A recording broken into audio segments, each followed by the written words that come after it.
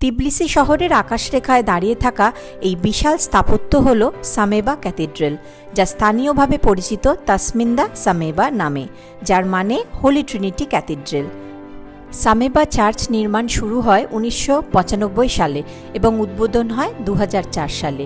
এটি Georgian orthodox চার্চের প্রধান ক্যাথিড্রাল এবং ককেসাস অঞ্চলের সবচেয়ে বড় ধর্মীয় স্থাপনা।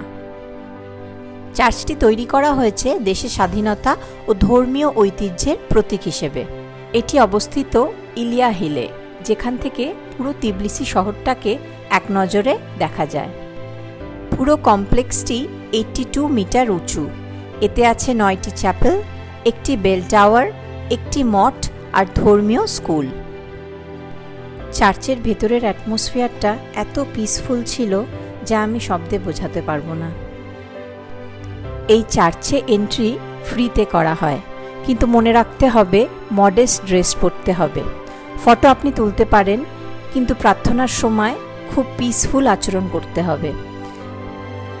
ভাইব উইথ তনুশ্রী ইউটিউব চ্যানেলে জর্জিয়া সিরিজের আমার 8টি ভিডিও অবশ্যই দেখবেন।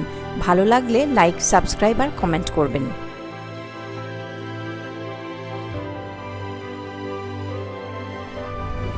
চার্চের ভেতরে ঢুকে আমি নিজেকে খুব ফরচুনেট মনে করলাম যে এই পবিত্র স্থানে আমার আসার সুযোগ হয়েছে।